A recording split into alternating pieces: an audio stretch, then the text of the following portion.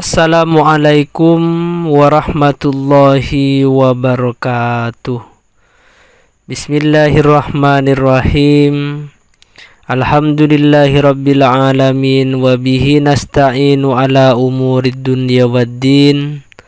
Wassalatu wassalamu ala asyrafil anbiya'i wal mursalin sayyidina Muhammadin wa ala alihi wa sahbihi ajmain, amma ba'du. Anak-anakku semuanya, hari ini kita kembali akan belajar tentang sejarah kebudayaan Islam yang akan membahas tentang kisah Kanjeng Sunan Gunung Jati. Sebelum pembelajaran kita mulai, mari kita awali dengan membaca suratul Fatihah dengan harapan mudah-mudahan apa yang akan kita pelajari nanti menjadi ilmu yang barokah dan bermanfaat untuk kita semua. Dan mudah-mudahan kita semua selalu dijaga dan diberi kesehatan oleh Allah Subhanahu wa Ta'ala dan dijauhkan dari pandemi COVID-19. Dan mudah-mudahan COVID-19 ini akan segera berakhir sehingga kita bisa beraktivitas seperti sebelum kita diuji dengan COVID-19. Ala hadhihi niyyah bi barakatil Fatihah. A'udzu billahi minasyaitonir rajim. Bismillahirrahmanirrahim. Alhamdulillahirabbil alamin arrahmanir rahim maliki yaumiddin. Iyyaka na'budu wa iyyaka nasta'in ihdinas siratal mustaqim siratal ladzina an'amta 'alaihim ghairil maghdubi 'alaihim waladdallin. Amin. Anak-anakku semuanya, hari ini kita akan mulai mempelajari kisah dari Kanjeng Sunan Gunung Jati. Nama asli dari Kanjeng Sunan Gunung Jati adalah Raden Syarif Hidayatullah. Beliau dilahirkan pada tahun 1448 Masehi. Raden Syarif Hidayatullah adalah merupakan putra dari Syarif Abdullah bin Ali Nurul Alim. Syarif Abdullah ini adalah merupakan seorang penguasa di Ismailiyah Mesir. Sedangkan ibu dari Syarif Hidayatullah adalah Nyai Rara Santang. Nyai Rara Santang ini adalah merupakan putri dari Raja Siliwangi, yaitu seorang raja di Kerajaan Pajajaran Jawa Barat. Silsilah Kanjeng Sunan Gunung Jati tersambung kepada Rasulullah melalui jalur Zainal Kabir, yang merupakan keturunan dari Zainal Abidin. Sedangkan Zainal Abidin ini adalah merupakan putra dari Sayyidina Husain bin Fatimah binti Rasulullah Muhammad sallallahu alaihi wasallam.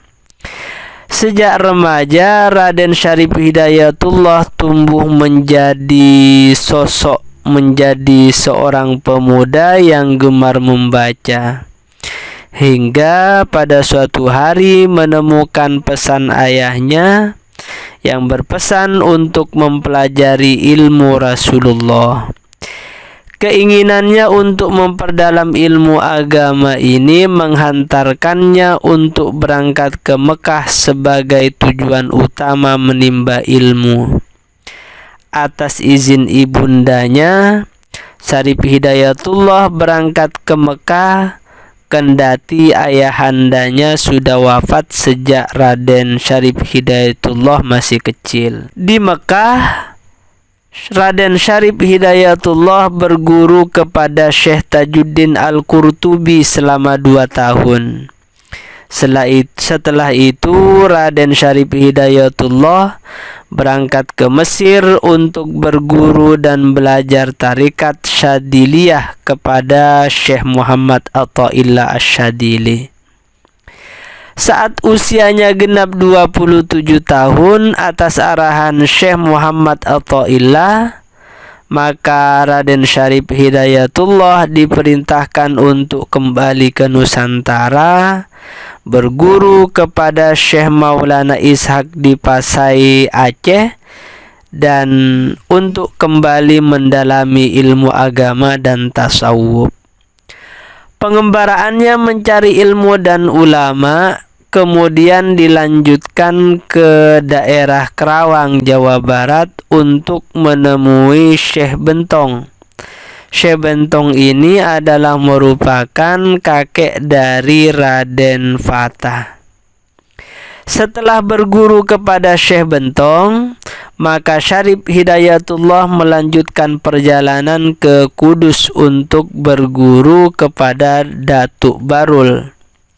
Setelah selesai berguru kepada Datuk Barul, maka Datuk Barul menyarankan Raden Syarif Hidayatullah untuk belajar agama ke Sunan Ampel yang berada di Ampel Delta, Surabaya.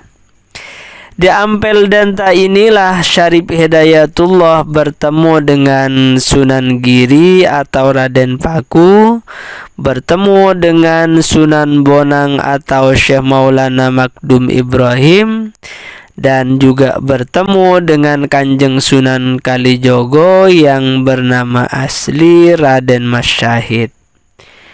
Pertemuan ini membuat kesepakatan untuk membagi wilayah tugas dakwah, dan kebetulan Raden Syarif Hidayatullah diberi bagian untuk berdakwah di daerah Cirebon. Cirebon sendiri adalah merupakan daerah pertama di Jawa Barat yang penduduknya beragama Islam. Sedangkan nama Cirebon itu sendiri muncul setelah Pangeran Cakrabumi bersama Ki Gedeng Alang-Alang membuka perkampungan di daerah Lemah Wungku. Desa ini berkembang menjadi kota pelabuhan yang ramai dan juga disinggahi pedagang-pedagang domestik dan mancanegara, seperti misalnya negara Cina, Arab, Persia, Mesir, dan juga India. Mengawali dakwahnya, Raden Syarif Hidayatullah berperan sebagai guru agama menggantikan Syekh Datuk Kahfi di Gunung Sembung. Kemudian melanjutkan dakwahnya ke daerah Banten. Di dua daerah inilah dakwah Raden Syarif Hidayatullah cukup berhasil dan membuatnya dekat dengan masyarakat, sekaligus menjadi kesempatan untuk mempelajari karakter masyarakat sebelum benar-benar tampil sebagai penguasa di pusat pemerintahan. Di Cirebon, Kanjeng Sunan Gunung Jati menikah dengan Nyi Ratu Pakungwati.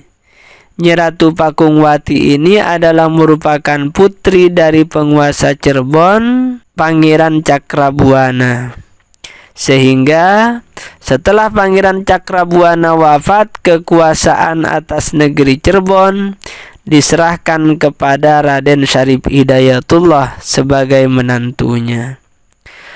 Posisi Syarif Hidayatullah sebagai ulama yang menguasai ilmu syariat dan tasawuf, sekaligus sebagai waliul amri atau penguasa daerah Cirebon, secara ekonomi dan politik memudahkannya mengembangkan ajaran Islam di daerah Cirebon dan sekitarnya. Misalnya Sunda Kelapa, Banten, dan juga daerah Jawa Barat. Perluasan pengaruhnya ke Banten semakin kuat ketika Raden Syarif Hidayatullah menikahi adik ipar Adipati Kaunganten. Sehingga dari pernikahan ini banyaklah kemudian terlahir sultan-sultan di Kesultanan Banten. Sementara hubungan budaya dengan Tiongkok terjalin berawal dari hubungan perdagangan dan pernikahan Kanjeng Sunan Gunung Jati dengan Ong Tin. Menurut legenda yang ada, Ong Tin ini adalah merupakan putri dari Kaisar Cina yang berasal dari dinasti Ming yang bernama Honggi. Ong Tin kemudian diberi gelar Nyi Mas Rara Sumanding. Dari pernikahan Kanjeng Sunan Gunung Jati dengan Nyi Mas Rara Sumanding ini dikaruniai seorang putra, seorang anak yang meninggal dunia saat masih bayi. Kanjeng Sunan Gunung Jati punya pengaruh besar dalam perkembangan Islam di Indonesia. Kedudukannya sebagai penguasa Cirebon atau sebagai Raja Pandita pada tahun 1479 Masehi. Kanjeng Sunan Gunung Jati wafat pada tahun 1568. Usianya diperkirakan sampai 118 tahun. Demikian pembelajaran kita pada hari ini. Mudah-mudahan akan menjadi ilmu yang bermanfaat dan barokah buat kita semua. Dan marilah kita tutup dengan membaca suratul Fatihah. Al-Fatihah.